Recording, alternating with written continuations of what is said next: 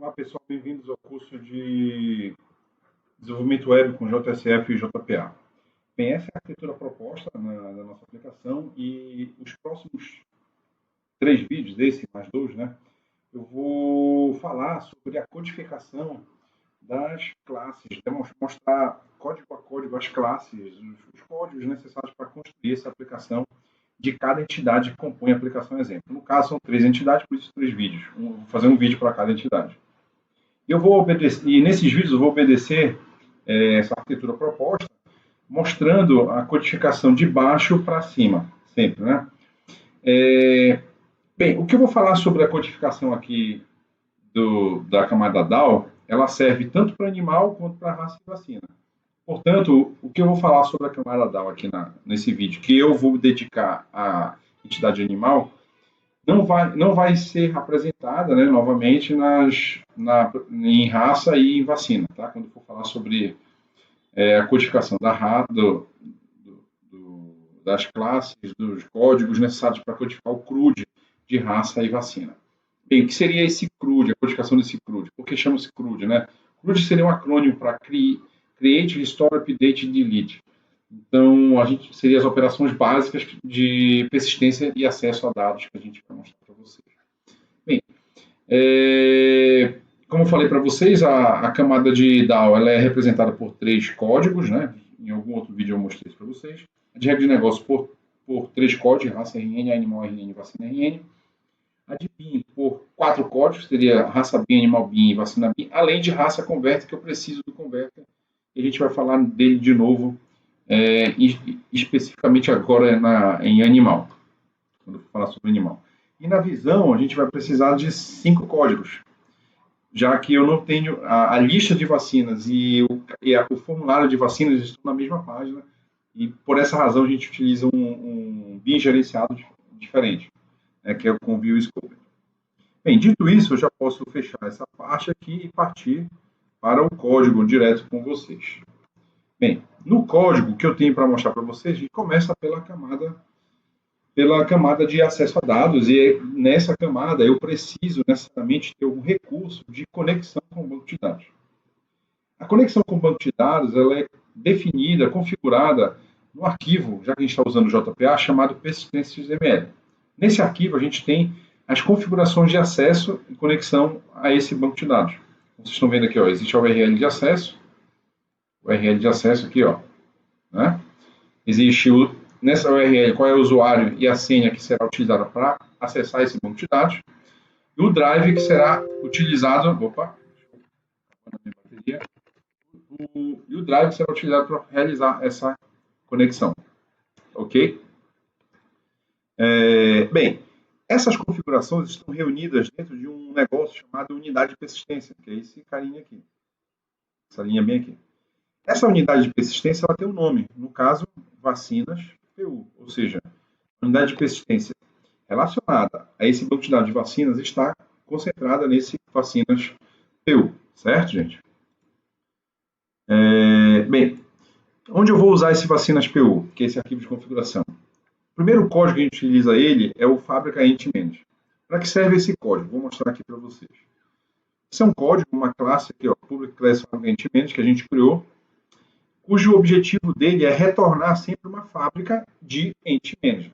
O objetivo desse código é fornecer fábricas de Ent Manage. Essa, fábricas no plural, fornecer uma fábrica, né, de Ent Manage.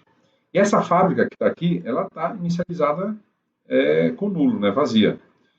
E então, primeira vez que eu acessar esse método aqui, obter fábrica, que é o método que vai me retornar uma fábrica de Ent Manage, primeira vez que eu acessar ele vai testar se esse atributo aqui está nulo ou não. Se ele estiver nulo, ele vai criar um objeto obter fábrica usando outro método obter fábrica, que já vou falar sobre ele já. Se ele não está nulo, ou seja, já existe, então retorna ele mesmo. Já retorna um objeto que já foi criado uma vez. O custo de criar esse objeto é o que eu vou mostrar aqui já. Mas o que é importante é que para eu criar esse objeto, essa fábrica de Ent Manage, o que seria o Ent Manage, a gente já falou sobre isso, vou repetir aqui, seria aquele gerenciador dos objetos que representam as entidades da minha aplicação, né? Um animal específico, uma raça específica, a lista de raças, enfim. Esses animais estão juntos, controlados por um outro objeto chamado Ent Manage. que é o gerenciador dessas entidades. A fábrica de entidades vai criar esse objeto gerenciador de entidades. Então, preciso obter essa fábrica de entidades. É isso que esse método retorna aqui. Mas, como eu estou acessando ele pela primeira vez, eu tenho que passar para ele um nome de uma persistência. E é aqui que entra, pessoal. Quando você for criar o seu próprio projeto, você provavelmente, e se você copiar esse código e colar, você provavelmente vai ter que dar um nome para a sua persistência e botar esse nome aqui. Nesse caso, eu estou fazendo referência ao Vacinas PU, justamente o nome que ele estava apresentado aqui para vocês no arquivo persistência XML, certo? Então, vamos voltar aqui para a fábrica Entity. Bem, nesse fábrica Entity, o obter fábrica que recebe esse nome, ele faz um teste para ver se a fábrica existe e tal. Se ela existe, fecha ela para poder criar. Então, ele cria essa fábrica Entity a partir do nome da unidade de persistência.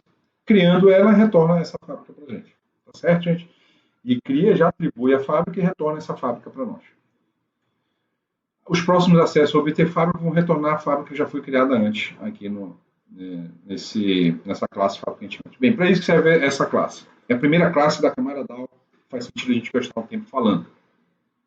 Certo? Vamos passar agora para o Generic DAO. Bem, o que vem a ser o Generic DAO? Como o nome sugere, é um Data Access Object genérico. Em que sentido? Ele é genérico porque ele serve para qualquer tipo de entidade. Animal, raça, vacina ou qualquer outra entidade que você possa imaginar, para qualquer tipo de aplicação. Desde que aí vem a limitação dele, as operações que eu queira fazer com ele sejam operações reduzidas, simplificadas. Que operações são essas? Um criar, que é um simples insert. Um excluir, que é um simples delete esse objeto. Crie esse objeto. Altere este objeto. E o obter, pelo ID, que seria a chave primária do objeto, obter todos, seria a lista de todos os objetos que existem no banco de dados. Então, são essas operações simples que a gente pode fazer com esse generic DAO, tá certo? Aí dá para a gente programar ele de forma genérica, por isso funciona bem para qualquer tipo de entidade. Se eu precisasse fazer uma operação de recuperação de dados ou de inclusão de um objeto de forma mais rebuscada, mais complexa, aí eu precisaria criar um DAO específico. Aí o caminho que a gente costuma utilizar é você criar uma classe, sei lá, digamos, Animal DAO, se você precisasse de uma classe de DAO para um animal específico. Você criaria um public class Animal DAO que estende desse generic DAO. E estende o generic DAO com o animal, né?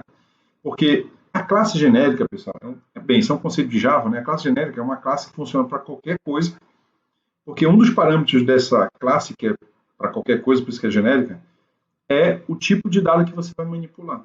Então, nesse caso, se eu criar um generic DAO para animal, o criar, o excluir, o alterar, o obter vai ser para aquele tipo específico. Para aquele tipo específico, que é o tipo que a gente passar aqui. Bem, dito isso, a gente venceu a camada de DAO. De DAO, o que a gente precisa na nossa aplicação, em termos de codificação, é isso. Então, eu peço que vocês estudem nesse código de aplicação, exemplo, cada um desses métodos, como é que eles funcionam. Por exemplo, criar aqui, eles chamam o persist, né, para poder salvar o objeto no banco de dados. O excluir chama o remove, dentro desse remove chama o merge, porque pode ser que esse objeto que está tentando remover ele não exista dentro do contexto dessa nuvem. Se ele não existir, ele faz um merge antes do remove. Tá? Para isso serve esse merge. O alterar faz só o merge, ou seja, eu altero aquele objeto na nuvem que é o Entity Manager. Né? Chamo de nuvem o Entity Manager, né? Que seria o conjunto de objetos sobre a guarda de um cara chamado Entity Manager. Né? O obter todos, pessoal, ele usa o find all da classe, né, e executa o método getResultList para poder retornar uma lista de todos os usuários daquele tipo específico. Bem, dito isso, está vencida a camada de DAO da hierarquia da arquitetura multicamadas da nossa proposta de arquitetura da aplicação. Tá certo? Camada mais básica. Vamos agora para o animal RN. Aqui a gente está falando já de regra de negócio. Bem, é comum uma pergunta no sentido de questionar a necessidade de ter uma camada chamada de RN, porque eu não acesso direto o DAO e está tudo bonito e feliz. Bem, é possível eliminar essa camada, mas você está delegando ou para a camada de cima ou para o DAO responsabilidades que me parecem fazer mais sentido nessa camada que nós criamos, chamada de RN. Que responsabilidades são essas? A inteligência ou as regras de negócio da aplicação. Exemplo de inteligência. Quando eu vou salvar um animal, aqui, eu vou salvar um animal, eu verifico se esse animal ele é nulo. Se ele for, não faço nada, retorno logo falso. Se ele não for nulo, eu verifico se o ID dele é nulo ou igual a zero. Se for, eu realizo uma operação de criar, ou seja, um insert. Se não, eu realizo uma operação de alterar, que é um update. Aqui, para quem usa o objeto animal RN, ele simplesmente chama salvar e passa como parâmetro um objeto animal. Simplesmente chama salvar e passa esse objeto como parâmetro. Por baixo dos panos existe uma inteligência que faz esse tipo de teste, esse tipo de programação. Que a gente poderia pensar em regras de negócio mais elaboradas. Exemplo, pode ser que nessa minha aplicação de vacinas, eu não vacine animais com mais de 10 anos de vida ou com mais de 5 anos de vida. Onde é que estaria essa programação? Estaria na camada de cima do -bin ou estaria no DAO? Aí existe a camada de RN, ou seja, ela seria responsável por ter esse tipo de regra, caso ela existisse, não é o caso aqui. Então, essa é a razão da gente ter essa camada RN, tá certo? Bem, aqui neste caso, o RN ele está realizando justamente as operações CRUD básicas. O salvar ele serve tanto para incluir como atualizar, então o C e o U, né, do CRUD. O listar é o IR, seria o listar todos, né? Então, se a gente for expandir aqui, está listando todos. Com a vantagem de eu simplesmente chamar listar, mas ele está ocultando o listar onde eu passo o tipo de classe que eu quero listar no Entity Manager. Então, eu estou acessando o listar obter todos no DAO, que é um método um pouco mais complexo, onde eu passo como parâmetro o tipo de classe que eu quero listar. E eu estou ocultando isso de quem está usando o animal RN, porque quem usa o animal RN sabe que vai retornar a lista de animais, já que é animal RN. A gente está ocultando essa complexidade de quem está usando o animal RN. Mas aqui a inteligência se limita a isso, né? O obter recebe como parâmetro o ID, ou seja, eu quero obter aquele animal específico, que tem aquela chave primária, eu passo o ID como parâmetro. E se esse ID for nulo, nem executo o obter, lá no DAO, e se ele não for nulo, eu tento obter aquele animal com aquele ID. O excluir também delega, mas faz o teste, aí tem aqui seria a inteligência dele, né? Faz o teste para ver se o animal não é nulo. É para isso que serve o RN, né? Para colocar essas regras de negócio, essa inteligência, e se eu quiser, eu posso acrescentar regras de negócio. Bem, onde é que eu estou fazendo a cola entre a camada de regra de negócio com o DAO? Como é que eu sei que eu estou no RN e eu posso acessar o DAO? Porque lá no RN existe um atributo que é o animal DAO aqui, ó. Esse atributo é do tipo generic DAO de animal. Ou seja, o tipo, o T que eu estou passando aqui é animal, né? Então, esse animal DAO só lida com operações do generic DAO que recebe como parâmetro um objeto animal. Bora ver se é verdade? Se eu fizer um Ctrl espaço aqui, ó, nesses abos-chaves, o criar, ele necessariamente recebe como parâmetro animal. O obter, o excluir recebe um animal, o salvar recebe um animal. Ou seja, vou alterar aqui. O alterar recebe um animal, ó, né? Ou seja, o generic DAO, ele é genérico, foi programado como genérico, como vocês viram lá tem um Tzinho, mas o T que eu passei aqui para ele é animal. Então, onde tem T lá no método, vai ser substituído por animal. Vamos fazer uma leitura simplista dessa forma, né? Onde tem T aqui, já que eu passei o T animal, onde tem T aqui, vai ser substituído por animal. Então, eu estou lidando especificamente com animal. Certo, gente? Tá, aqui eu venci a camada de RN. E eu disse como eu colei. Como eu fiz com que a camada RN se conectasse com o DAO, com a camada DAO. Eu botei dentro dela um atributo que é o animal DAO.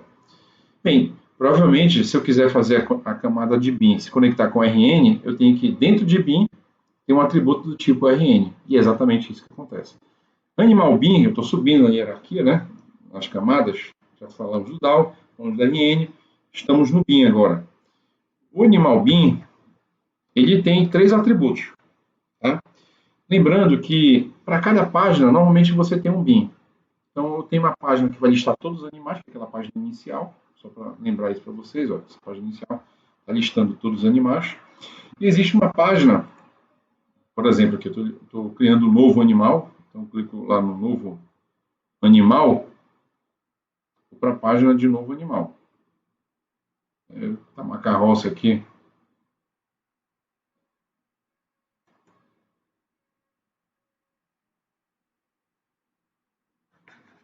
Vamos lá, vamos lá, vamos lá. Não sei por que ficou lento.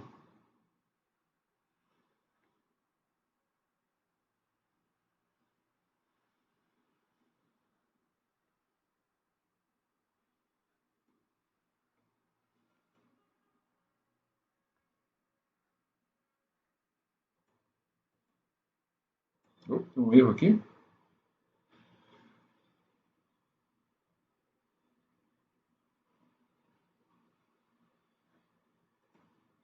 Está no ar. Deixa eu carregar a página index novamente. Novo animal, beleza. Cancelar. Então, vamos lá.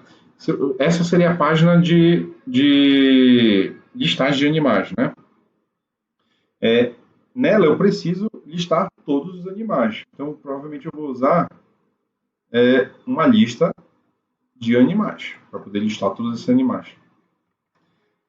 Na página de novo animal, eu vou precisar lidar com um animal específico. Vou preencher os dados dele aqui e depois clicar no botão salvar para lidar com aquele animal específico.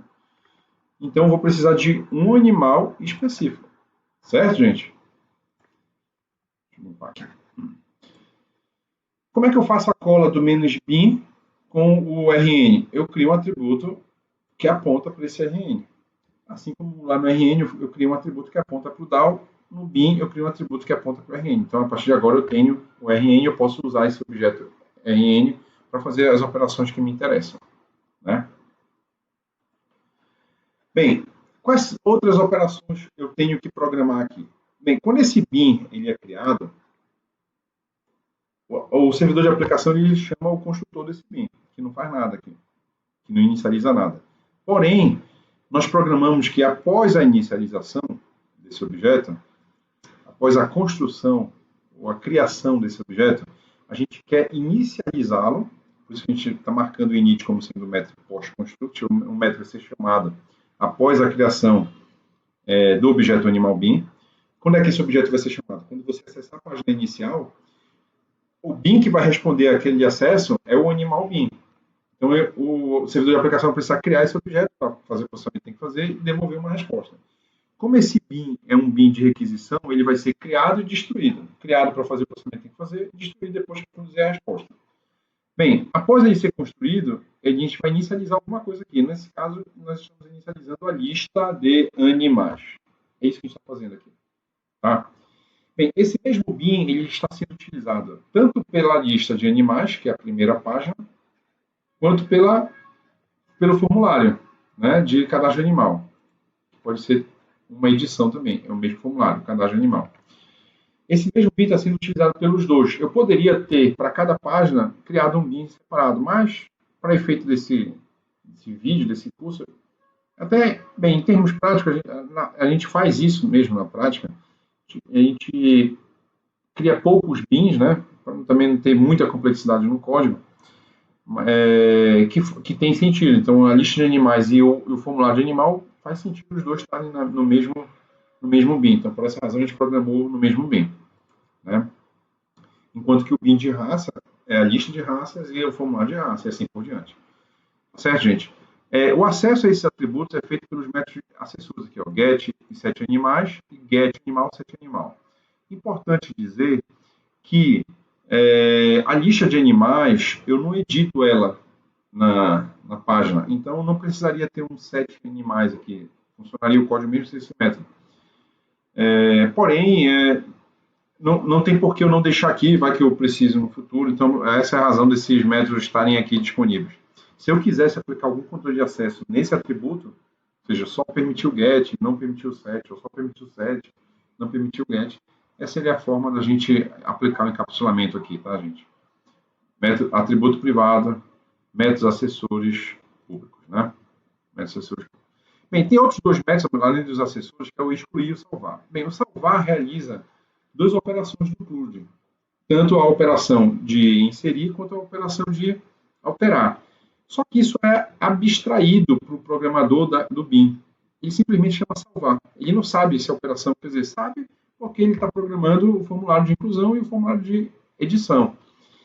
Mas ele está salvando o animal. Se aquele animal vai ser feito um insert dele, um update nele, para o usuário do BIM, o cara está programando o BIM, que está usando o animal RN, é abstrato. A gente poderia até dizer que é abstrato.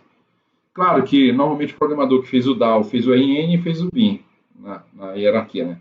E, seguramente, a delegação de responsabilidades é por entidade, né? Não é por camada da arquitetura da aplicação. Até poderia ser assim. Mas fechar esse parêntese rápido. Bem, gente, então, o salvar está fazendo isso, as duas operações. Aí, se deu certo, a gente imprime uma mensagem de sucesso. Esses dois carinhas aqui, esses três, na verdade, eles têm a função de criar uma mensagem de sucesso. Onde essa mensagem vai aparecer? Quando eu falar da visão, vocês vão entender. E caso isso aqui, eu salvar, não dê certo, seja retorne falso, ele vai criar uma mensagem de erro. Como é que eu sei que a mensagem de erro e a outra de sucesso? Pelo tipo da mensagem, que é o Severt Info, Severt Error. Então, por aqui eu sei que até a cor da mensagem vai ser diferente, vocês vão ver já já quando eu for falar sobre a camada de visão, tá bom? Bem, isso é o salvar. O excluir faz a mesma coisa, só que chama o método excluir. Programação muito semelhante, mas ele chama o método excluir. Então, aqui do CRUD, esses dois métodos estão do CRUD, né? Create, Restore, Update, Delete. Esses dois métodos estão sendo responsáveis por três operações: Create, Update e Delete. E o Restore? Onde é que ele está, o Restore? Não precisa de um método. Quer dizer, get animais retorna a lista de animais que foi produzida aqui no init. Get animais retorna, deixa eu expandir aqui, a lista de animais que foi produzida aqui no init. Essa produção dessa lista de animais chama justamente o método listar, que devolve todos os objetos do banco de dados relacionados ao animal. Né?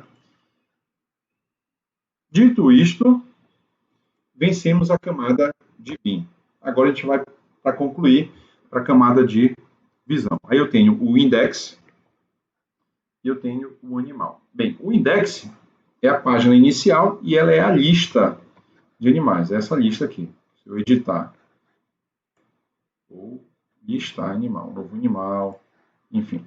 Essa lista de animais é o index.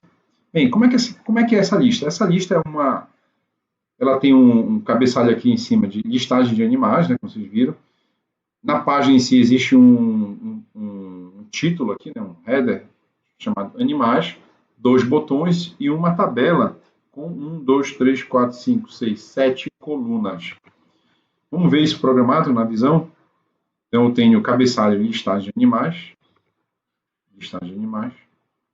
e dentro do corpo da página, que é tudo que sobrou, eu tenho, tudo está dentro de um formulário. Por que tudo está dentro de um formulário? Para que esses botões funcionem. Do contrário, esse botão não ia realizar uma operação, né? Um envio de uma requisição lá para o servidor. Então, por isso que está tudo dentro de um formulário. Lembra da história da mensagem de erro e de sucesso?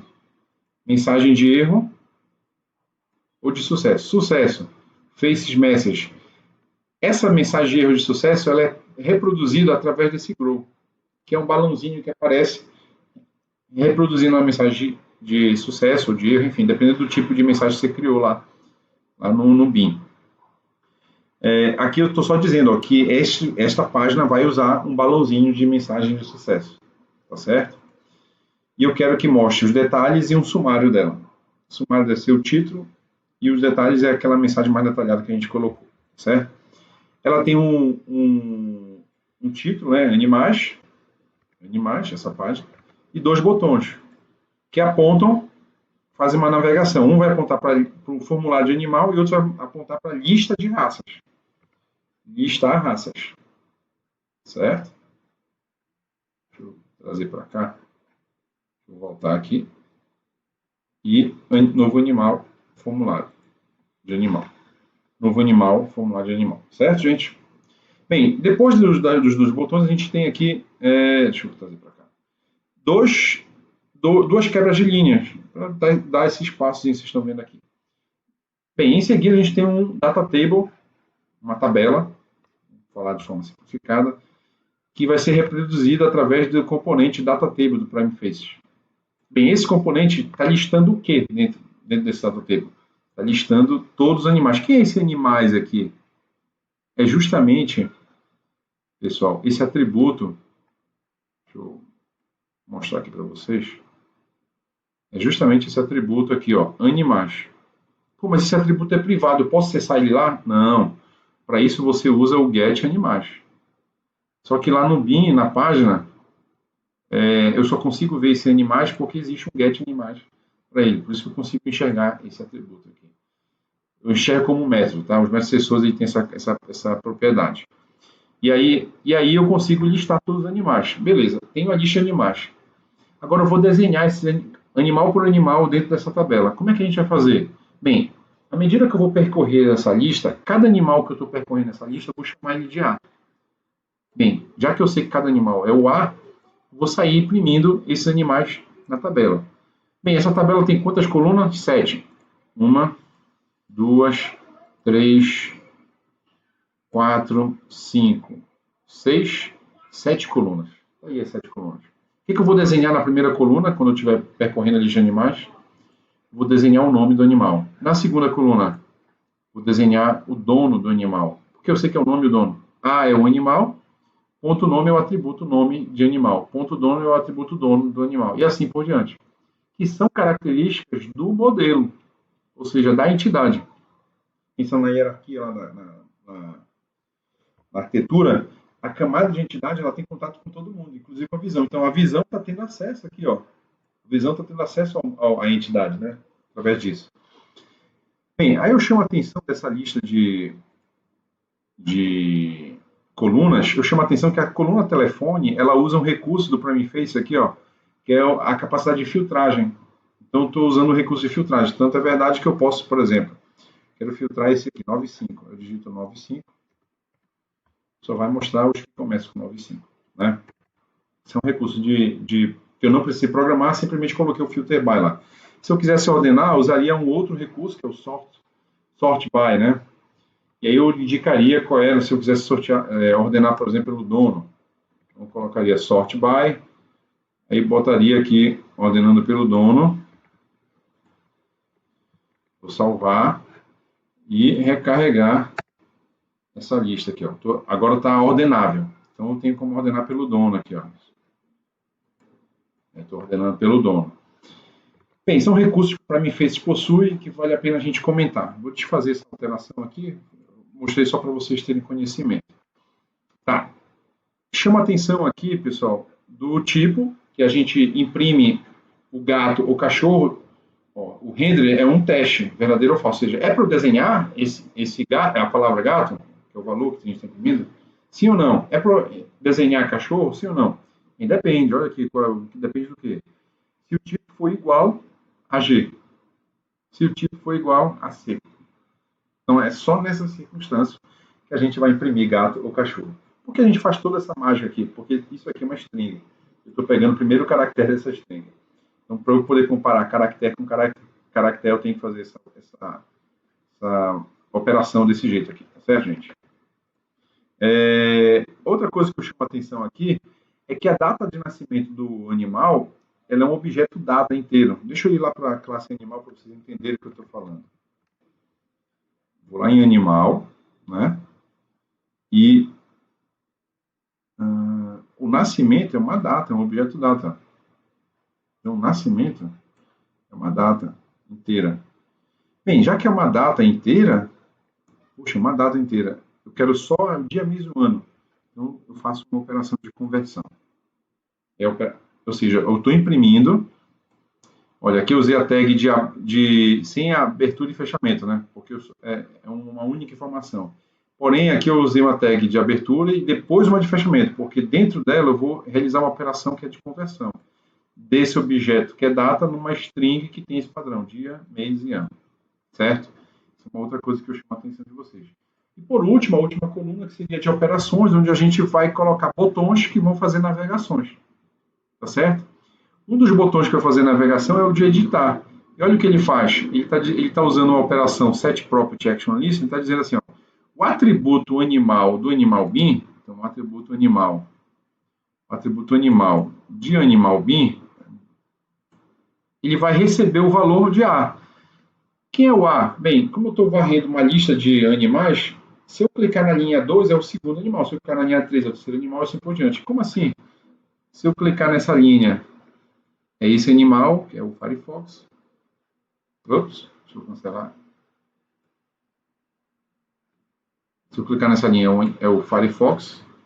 Perdão, é a Alessandra. Se eu clicar nessa linha aqui, é o Firefox. Se eu clicar nessa linha aqui, é o Duelo. E assim por diante. Ou seja, aquela linha que eu clicar é a que está valendo como elemento que vai ser enviado para o servidor. Tá certo, gente?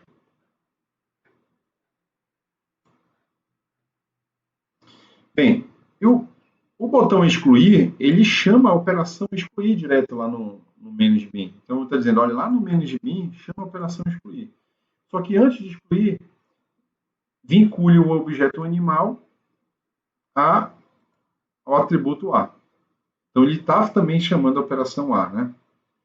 Está fazendo a operação A já. Está fazendo a atribuição do objeto A ao atributo animal do animal bin, né? Antes de realizar a operação de excluir. Ok, isso é o que eu tinha para falar da primeira página, que é a lista de animais. E a última página, que é o formulário. Vamos lá para o formulário. Novo animal. O formulário tem esses 1, 2, 3, 4, 5, 6 campos. E aqui eu tenho os 6 campos. Ó. 1, 2, 3, 4, 5, 6 campos. Aí 2 botões, que é o botão de cancelar e o salvar. Botão de cancelar e salvar. Mas eu botei um 7º campo aqui, que é o ID. Vamos contar de novo. ID, nome, dono, telefone, raça, tipo, nascimento. 7. Ao invés de 6, que eu tinha falado aqui. É porque o 7º, ele está escondido, hidden. Por que eu preciso esconder? Bem, no caso da criação de um novo animal, eu nem precisaria desse hidden. Mas como eu estou usando o mesmo formulário, tanto para criar como para editar, quando eu enviar esses dados alterados, digamos que esse cara chama-se tela, o nome desse animal não é tela. Aí eu vou clicar em salvar. Pá. Animal salvo. Deixa eu voltar lá para a lista. Ó, aqui, ó, virou tela, certo? A gente editou e virou tela. Bem, como é que ele sabe que é este objeto que está sendo editado, já que quando a gente cria o objeto lá no servidor, ele morre com a resposta? É porque a gente está mandando o objeto inteiro. E mandar o objeto inteiro é mandar, inclusive, o ID dele. Com o ID eu consigo recuperar ele, né? E aí, lembram lá do RN que a gente faz o teste se é igual a nulo ou não? A gente consegue saber que aquela operação de atualização e não de inclusão de um novo objeto. Então, graças a isso, a gente precisa, bem, como a gente está usando o request scope, a gente tem que mandar o ID, tem que preencher o objeto inteiro antes de mandá-lo. Essa é uma desvantagem de usar o request scope. A vantagem é que você tem lá no servidor o objeto sendo mantido na memória, né? Essa seria a vantagem. Bem, que mais a gente pode falar desse formulário em si? A gente pode falar como montar ele, né? Vocês estão vendo aqui isso aqui a gente já aprendeu a montar lista de animais. A gente usou o form também por causa dos botões. A gente usou o panel grid, porque a gente usou o panel grid para deixar esse acabamento aqui bonitinho, como vocês estão vendo, né? Uma coluna só para os labels e outra coluna só para a entrada de dados. E eu chamo a atenção aqui, gente, de um componente que é o Selection Menu, que a gente já tinha falado sobre ele, que usa o Raça Converter.